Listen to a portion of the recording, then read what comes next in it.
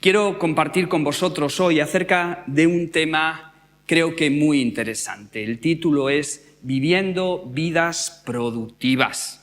Hemos pasado unas cuantas semanas confinados en casa sin poder ir a trabajar y yo no sé cuántos habéis experimentado cierta frustración por la inactividad.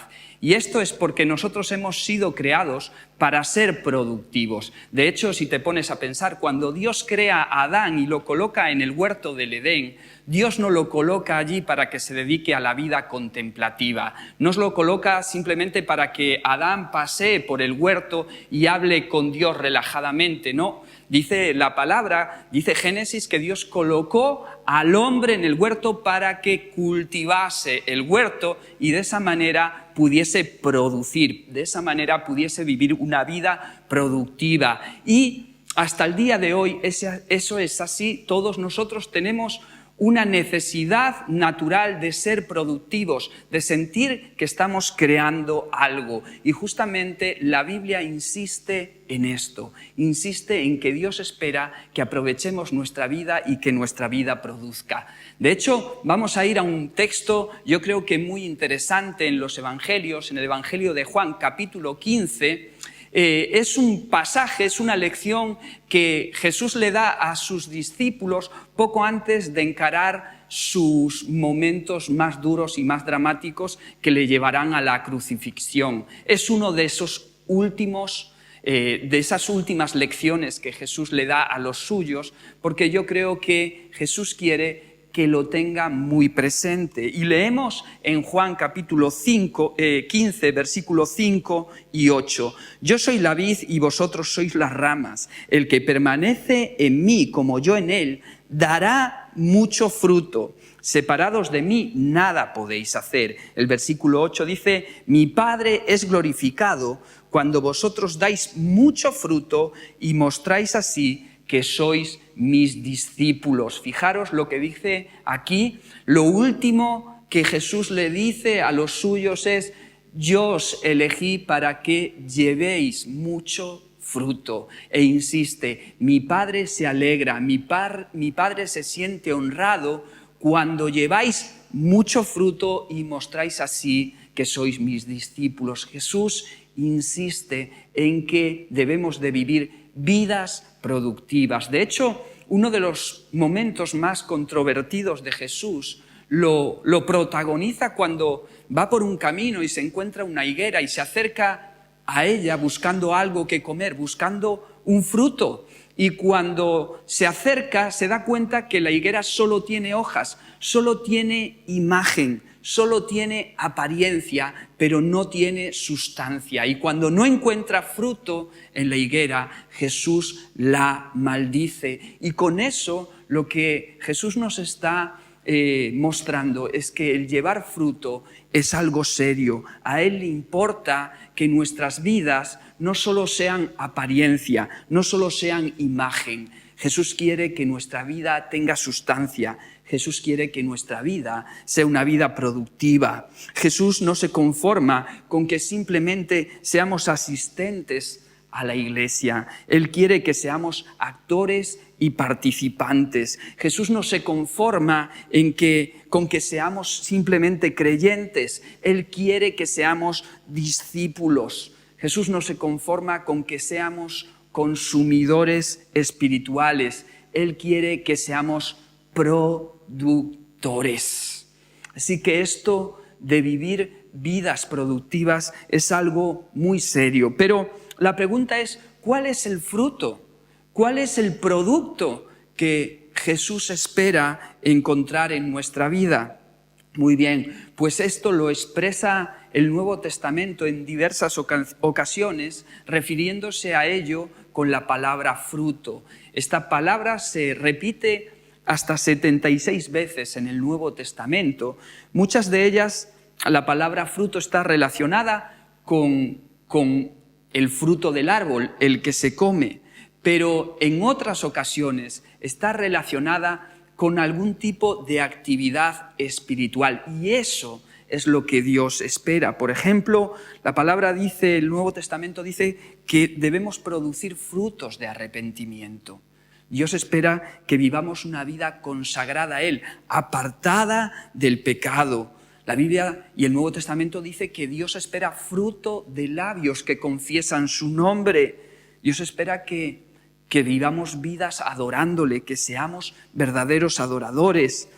La palabra habla de frutos de justicia, que tiene que ver con vidas dedicadas a las buenas obras y al servicio. El fruto también tiene que ver con la multiplicación de discípulos y con hacer evangelismo. Y por supuesto, el fruto está relacionado con un carácter transformado. Como dice Pablo, el fruto del Espíritu es amor, gozo, paz, paciencia, benignidad. Ese tipo de carácter es el fruto o el producto que Dios espera de nuestra vida. Ahora vamos a ver rápidamente qué dinámicas o qué disciplinas deberíamos de cultivar en nuestra vida para que podamos llevar este fruto y llevarlo de forma abundante. Y para ello vamos a seguir la metáfora del cultivo, ¿verdad?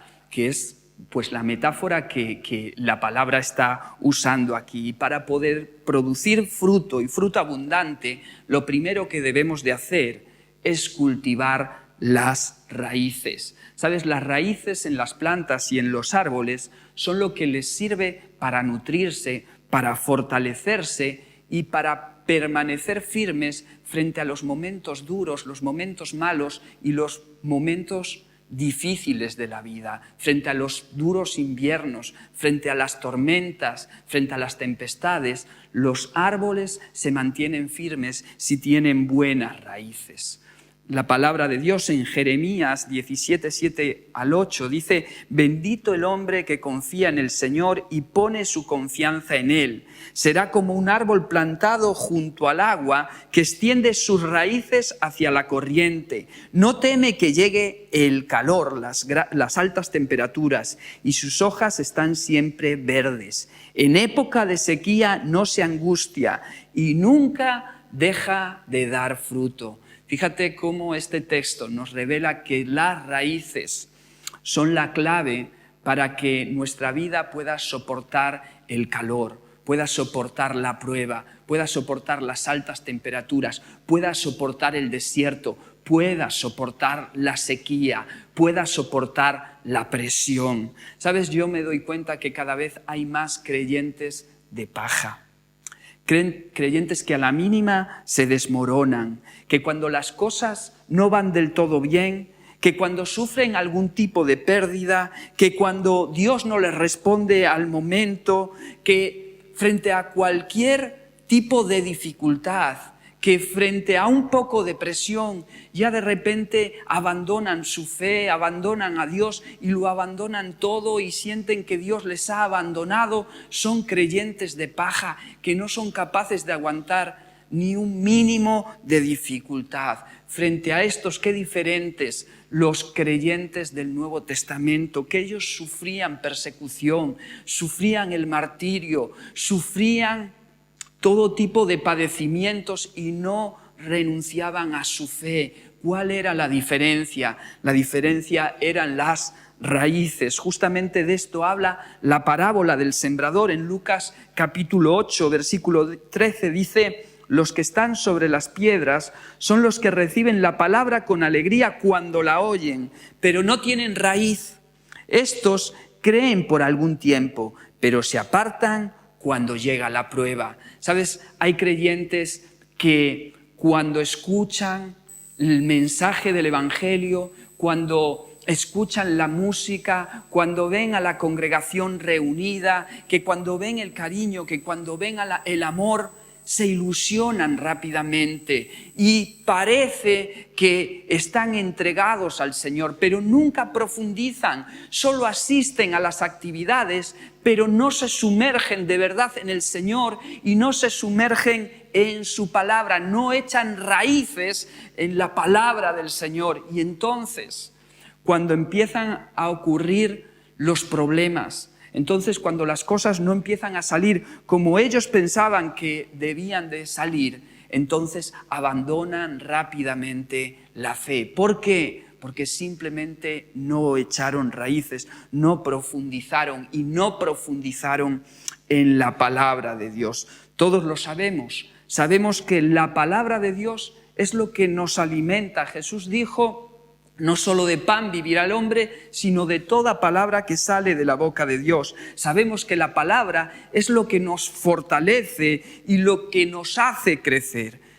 Pablo dijo: así que la fe viene por el oír y el oír por la palabra de Dios. Lo que nos fortalece es el estudiar la palabra. Sabemos que lo que nos hace dar frutos es estar aferrados a la palabra. Dice el Salmo 1, un salmo tan bonito: bienaventurado el varón que no anduvo en consejo de malos, ni en silla de escarnecedores se ha sentado, sino que en la ley del Señor está su delicia, y en ella medita de día y de noche.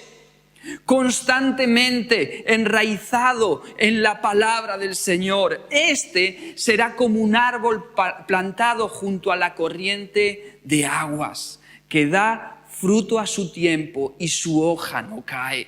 ¿Sabes lo que nos hace estar alimentados, nutridos, fuertes, crecer, y sobre todo lo que nos hace ser productivos es meditar, es estudiar, es conocer la palabra de Dios? Y en este tiempo, en esta época que nos está tocando vivir, yo me doy cuenta que hay más creyentes que nunca que viven en una ignorancia completa de la palabra de Dios. Necesitamos volver a la Biblia. Decía un amigo mío recientemente: necesitamos un abibliamiento que nos conduzca a un avivamiento. Necesitamos estudiar la palabra, necesitamos meditar en la palabra y sobre todo necesitamos practicar la palabra. Déjame hacerte una pregunta. ¿Has leído alguna vez la Biblia de tapa a tapa? ¿Sabes que si le dedicas 20 minutos al día, si lees apenas 3 capítulos al día, al cabo de un año conseguirás leer la Biblia entera, completa, de tapa a tapa? Te lo recomiendo, te desafío. Proponte echar raíces en la palabra, proponte leer la palabra y leer por lo menos 3 capítulos al día. Yo estos días de confinamiento he hecho una dinámica diferente y me he propuesto leer un capítulo al día 3 veces. Y esto es impresionante. Estoy redescubriendo la Biblia. Es algo que si te apetece, te animo a que lo pruebes, pero echemos raíces en la palabra del Señor. Lo segundo que debemos de hacer para poder vivir vidas productivas es quitar las malas hierbas, es quitar los espinos. ¿Sabes? Las malas hierbas que crecen cerca de las plantas y cerca de los árboles, lo que hacen es debilitar el árbol, es debilitar la planta, robándole los nutrientes. Y debemos de quitar de nuestra vida aquello que nos roba la fuerza y que nos roba nuestra entrega al Señor.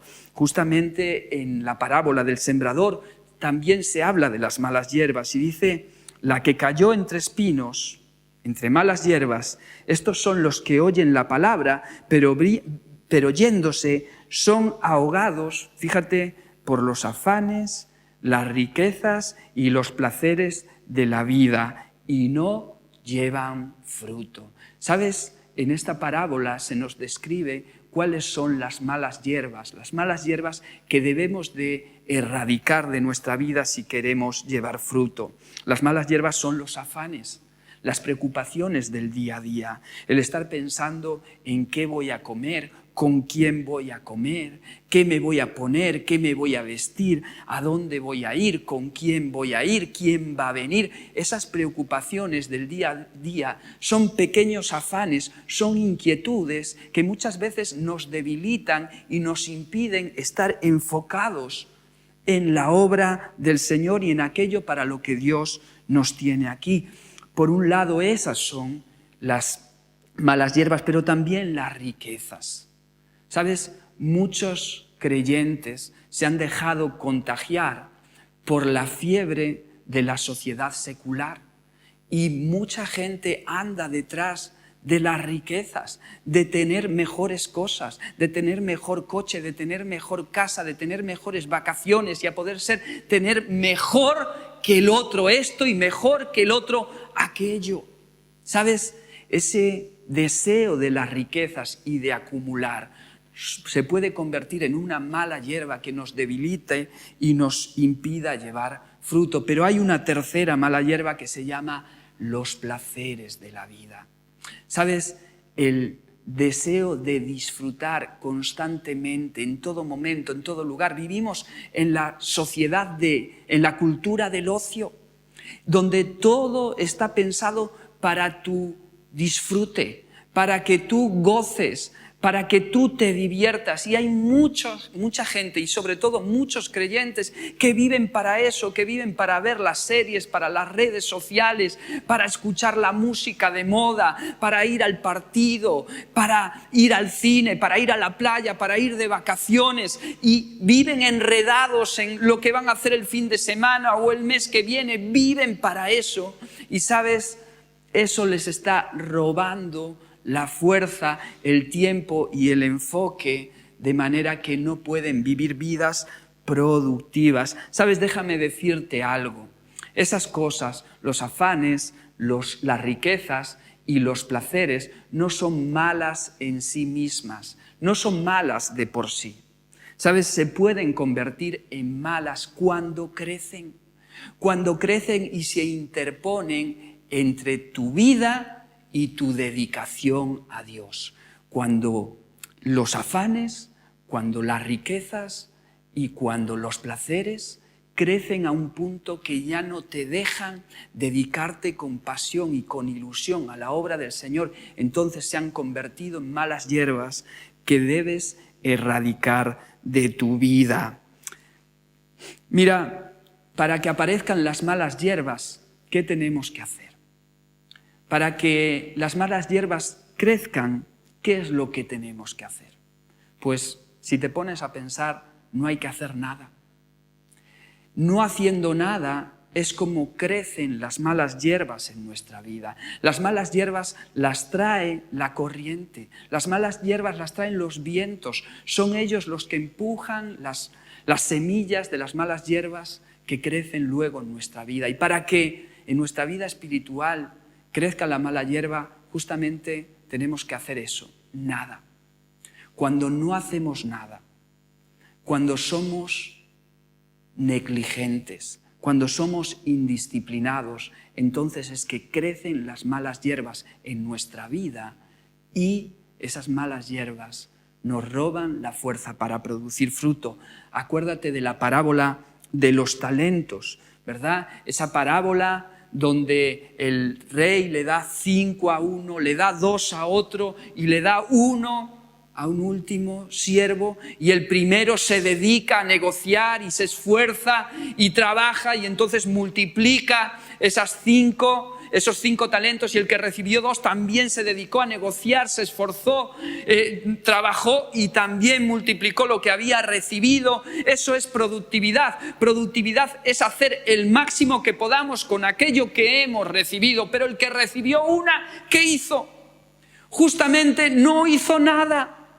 Lo que hizo fue enterrar aquel talento y dedicarse a dormitar, a descansar, a disfrutar del placer de no hacer nada. Y justamente el Señor vino y le dijo: siervo malo y negligente.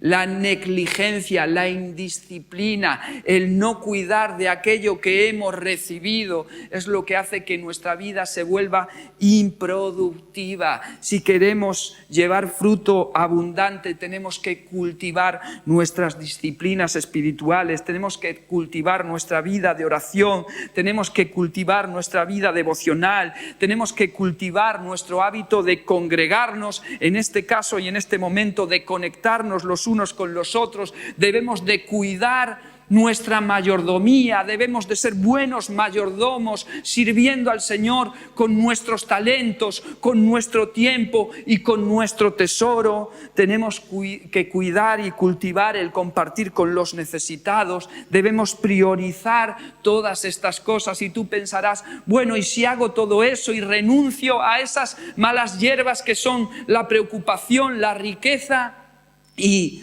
el placer? Entonces, si hago eso, ¿me voy a perder todo aquello? Pues no, quiero decirte nada de eso. Si tú priorizas al Señor, si tú te dedicas a servir al Señor en primer lugar y de forma diligente, ¿sabes lo que va a pasar? Todas esas cosas las vas a disfrutar como una añadidura. Dice Mateo 6:33, buscad primeramente el reino de Dios y su justicia, y todas esas demás cosas que tienen que ver con la comida, que tienen que ver con el vestido, os vendrán como una añadidura. Y sabes, la mejor forma de disfrutar de las cosas es cuando Dios te las añade, porque Él, cuando te bendice y te da algo, te lo da perfecto en su tiempo y de forma excelente. Así que para producir fruto, quita las malas hierbas. En tercer lugar, acepta la poda. ¿Sabes? Podar es una técnica curiosa. Yo no me había fijado, tengo unas plantas en mi casa y hace poco vino un vecino que es jardinero y él vino a podar justo una planta que estaba hermosísima, que estaba verde, que estaba frondosa, y él la podó.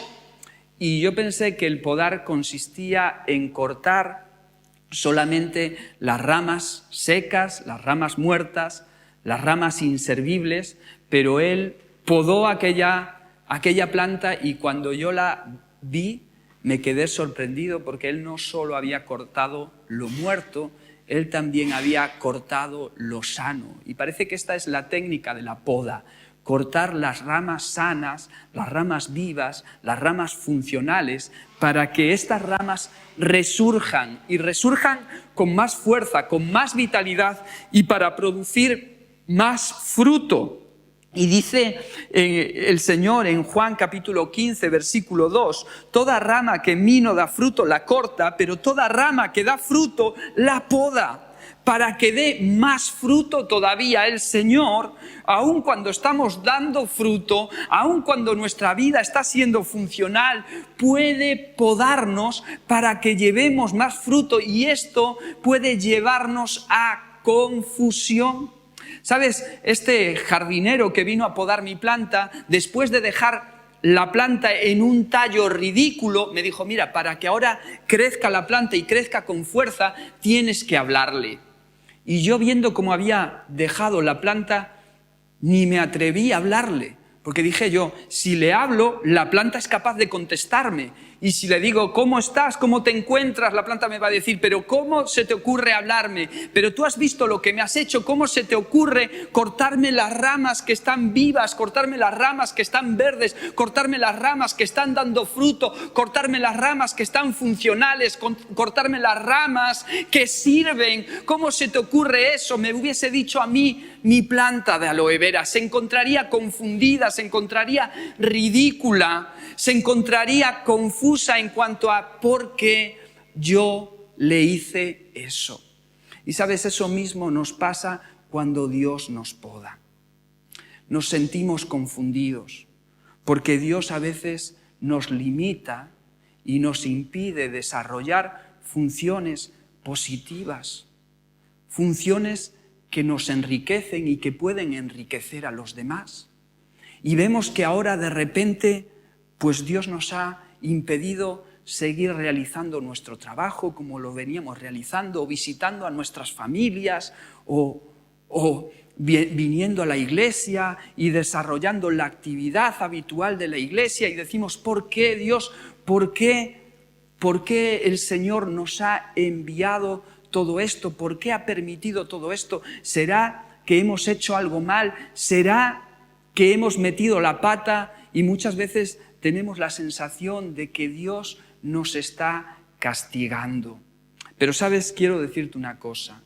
Si tú de verdad eres creyente, si tú te has convertido, si tú le has entregado tu vida a Jesús, entonces Dios ya no tiene por qué castigarte. Porque cuando tú le entregas tu vida al Señor, cuando lo reconoces tu Salvador, entonces el castigo por tu pecado, Dios se lo imputa a su Hijo Jesucristo. Jesús pagó el castigo por todas tus culpas, las que has cometido, las que estás cometiendo y las que cometerás. Así que Dios ya no tiene nada por lo que castigarte a ti. ¿Por qué? Porque ya castigó a Jesús en tu lugar. Si Dios ahora, después de haber castigado a Jesús en tu lugar, te castigase a ti por algo que tú estuvieses haciendo, entonces Dios estaría siendo injusto porque estaría castigando doblemente un pecado. Así que si tú eres creyente, no tienes que dudar ni sentirte confundido. Dios no te va a castigar. Dios ya no te tiene por qué castigar. Lo que Dios sí puede hacer es podarte. Lo que Dios sí puede hacer es limitarte en cuanto al desarrollo de algunas funciones, en cuanto al desarrollo de algunas actividades que pueden ser positivas, enriquecedoras y funcionales, pero Dios te limita de esas cosas para que resurjas con más fuerza, con más vitalidad, con más energía y con más deseo de producir fruto para el Señor. ¿Sabes? Dios nos poda a través de los problemas y Dios nos poda a través de las circunstancias adversas. Es más, yo creo que toda esta pandemia y toda esta crisis que está asociada, creo que Dios lo ha permitido, entre otras cosas, para que nosotros, la Iglesia, pudiésemos experimentar una poda. Todo esto nos ha traído privaciones diversas, nos ha limitado de cosas buenas como era visitar a nuestra familia, abrazarnos los unos a los otros, nos ha limitado a muchos de poder seguir desarrollando nuestro trabajo profesional, nos ha impedido encontrarnos en la iglesia, reunirnos, realizar nuestro ministerio. Todas estas cosas que a priori eran buenas, de repente la crisis nos lo ha impedido. La crisis nos ha anulado el desarrollar todas estas funciones. Pero yo creo que todo esto simplemente es una poda. Es algo que Dios está permitiendo para que volvamos con más energía, para que volvamos con más ganas, para que empecemos a valorar mucho más lo que significa el poder encontrarnos, para que podamos abrazarnos con más energía los unos a los otros, para que podamos valorar más a nuestros seres queridos, para que podamos revisar nuestra vida, nuestra entrega al Señor, para que podamos revisar nuestros ministerios, para que podamos reorientar nuestro trabajo y nuestro servicio de manera que esto sea mucho más productivo. Yo creo que todo esto que estamos viviendo y que nos está impidiendo desarrollar cosas que son buenas, positivas, simplemente es un tiempo de poda para que volvamos, para que resurjamos con mucha más energía para vivir una vida mucho más productiva. Dice Hebreos capítulo 12, versículo 11, ciertamente ninguna disciplina en el momento de recibirla parece agradable, sino más bien penosa, difícil, dolorosa. Sin embargo, después produce una cosecha de justicia y paz para quienes han sido entrenados por ella. Yo estoy convencido de que de esto vamos a salir fortalecidos y que de esto va a salir una gran cosecha en nuestra vida de justicia y paz. Así que en medio de esta prueba yo te animo a confiar. Confía en que Dios tiene el control. Confía en que todas las cosas van a contribuir para el bien del cumplimiento de su propósito en nuestra vida. Y en medio de este tiempo aprende las lecciones que la poda te quiere dar. Por último, para terminar, lo último que necesitas para vivir una vida productiva es esperar el fruto. Sabes, vivimos en un tiempo donde todo queremos que sea inmediato, donde todo queremos que sea pronto, donde todo queremos que sea ya, donde no tenemos paciencia para esperar ni los microsegundos que tardan nuestros teléfonos o nuestros ordenadores en cargarse, en encenderse. Todo lo queremos inmediato, no queremos esperar por nada, pero ¿sabes? Producir fruto lleva tiempo. Producir una cosecha lleva tiempo, y es por eso que en el Evangelio de Juan, capítulo 15, no para de repetirse la palabra el que permanece, el que permanece, el que se mantiene, el que persevera.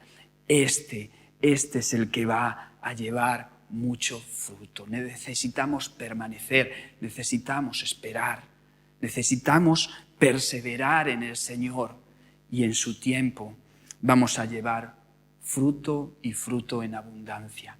¿Sabes? Si hay un modelo de iglesia al que deberíamos de pretender parecernos, es al modelo que aparece en Hechos capítulo 2.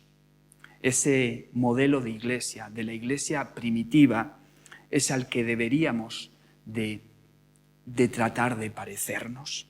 Y ¿sabes? Me gustaría leerte las características que Hechos dice que tenía esta iglesia. En Hechos 2:42 dice, fíjate cómo comienza el texto: y perseveraban en la doctrina de los apóstoles, perseveraban en estudiar la palabra, perseveraban en meditar en la palabra, perseveraban en la enseñanza de los apóstoles y en la comunión los unos con los otros, perseveraban en el reunirse, en el congregarse, en el templo y por las casas. En eso perseveraban, en eso se mantenían, a eso se dedicaban, y perseveraban en el partimiento del pan y en la proclamación de la muerte de Jesucristo. Perseveraban en eso y perseveraban en las oraciones, y en ese perseverar y en ese mantenerse dedicados a estas cosas, esperando y esperando, veían cómo sus vidas iban fructificando. Yo te quiero animar a que perseveres. Quizás el fruto aún no ha salido, pero permanece, pero espera, pero continúa ahí, continúa estudiando la palabra, continúa congregándote, continúa sirviendo, proclamando, continúa orando, continúa insistiendo, porque llegará el día en el que tu vida va a florecer.